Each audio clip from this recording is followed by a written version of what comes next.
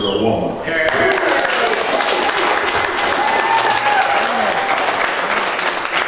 Can everybody hear me?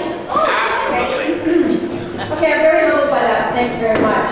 I first of all want to make sure that before we continue today, I want to thank Kim McConnell for all the hard work that she's done, and Beth and everybody else that's played a part in putting everything together. And as far as everybody coming here today, this is wonderful to see a good crowd like this. And I want to make reference to a couple of ladies over the far end.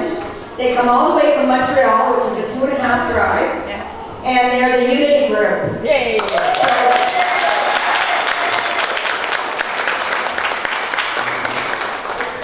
Yeah, that's wonderful. So thanks for coming so far. And that just goes to show how much we care about. And here's my buddy Dano. Thank you. Thank you, Dano, for all the hard work and Facebook and all the pictures that you do to make sure that everybody's out there to hear about all this stuff.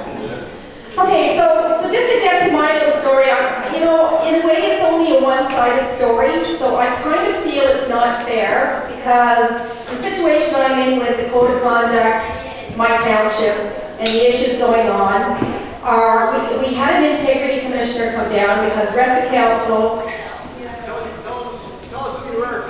Oh, I'm the deputy mayor of South Stormont. Yes. Okay, so really and truly though, we had a rest of council, we had it in camera. The code of conduct is something that all councillors and a lot of municipalities have anyway. But that code of conduct is about 3 pages long. And you can't even look sideways. I mean, it covers everything from what you say, how you say it, who you look at, whatever. Examine a little bit. Everybody knows how that goes. But basically, what I have found has happened anymore is that years ago you were allowed to say what you thought. And you can say it strongly. You don't swear. You know, you can be passionate. But now I find a lot of people get offensive by that. If you're passionate with what you believe in, you have to want to stand by it, and it goes against the rest, then automatically they want to come down on you. So that's how I feel has happened in our township. Rest of council didn't like my decisions. We had a consultant in talking about how our municipality needs to look at our wages, how we need to change our job descriptions. They wanted to have everything changed. And in fairness, I was okay. I went along with having this consultant in. As you all know, consultants come into everything. We pay them thousands of dollars to listen to their opinions. But in my mind, they're just there to give you that. And that's their opinion with the information they've got. So does that mean that we have to go along with everything they say? Absolutely not. So I, as a councillor, questioned there's 2 gentlemen actually, and I questioned them on wages, especially with our CAO and a few of the higher staff members that are non-union. And in fairness to them, they take all the other municipalities that are comparable to yours, and they start to say, well, wait a minute, these municipalities, their CAOs are sitting way up here. You guys are sitting way down here, so what we need to do is bring you up here. So you have to say to yourself, okay, that does make sense. It's why would you want your CAO not making as much as everybody else? It doesn't seem fair. And I don't like it either. But what I saw was it only wasn't a small increase, like a couple of thousand. We're talking major dollars. Big increase. And I'm not going to say the number because I don't think I should. But I'm not exaggerating. And when I looked at that number, I said, wait a minute. Who in the hell can afford this? This is crazy. Everybody here knows what's going on in Ontario. We know about our manufacturing jobs. They're all falling apart, leaving the place. There's no money in Ontario. I maintain that it's going bankrupt. Yes, it is. So our politicians out there aren't being honest, and I see that. So when I'm in camera, I've got my newspapers, and I'm showing the rest of council and saying, look at this, you guys. You're going to give this lady this much money. And we've got a province out here that's going bankrupt, and there's constituents out there that don't even get cost of living on their benefits, on their pensions. Some don't get benefits, some don't get pensions even. And you're going to try and justify this.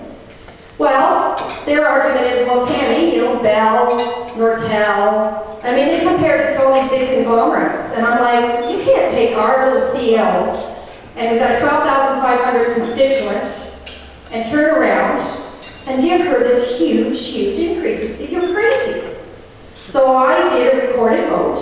That recorded vote then brought it up to the public meeting, which means it goes into the minutes, which means it's public.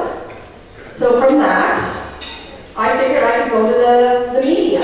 And actually they gave me a call, and they said, Tammy, how do you like this orientation review that you're getting? And I said, I don't, and here's why. And he happened to mention the CAO, which I'm being told was a mistake. So of course, then when he mentions that in the paper, everybody's aware now. And that's the way I want. I want everybody.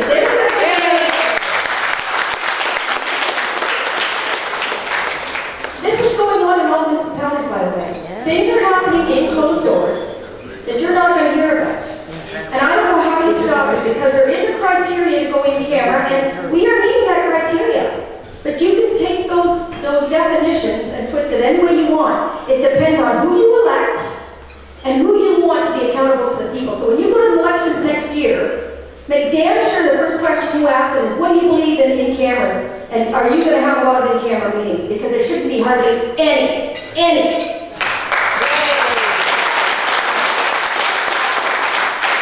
So anyway, of course this went against the rest of councillors, and I maintain that they brought in the integrity commissioner because they're upset with me, and I'm not going along with them, and they are looking bad. The public is really starting to see it. I've taken a beating over it. I'm going to be honest. It's hard. It's very hard.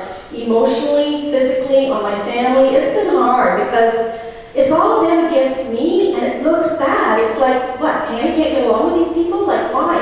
You know, is she always negative? Is she always being a bitch? Like, what's the problem here? And so it does. It looks bad. Not me. I have my constituents that love me. Here, that's all I can. I'm not trying to be conceited or boastful over that. Like, I opened up a restaurant the other day, and when I mentioned my name, because nobody knows my face, they only see me in the paper, but they've not met me. And I said, I'm Tammy Hart, you know, your deputy mayor, and they're all like, yay, Tammy! And they're like, come on, let's shake my hands and stuff. So I know I'm doing the right thing. But this is reality. This is what's going on across Ontario. This is what's going on in municipalities, and it's very, very scary. So all I can say is the code of conduct is a good thing, but everything can be abused as well, and that's what's happening, and it's all coming to an end now. It's settling down, and I think we'll see things progress better. But next year's elections, and I really tell you, do your homework and hold these guys accountable and make them work, because it's just too easy to get elected for being a nice guy. So anyway, thank you very much, and again, thanks to everybody else for being out tonight.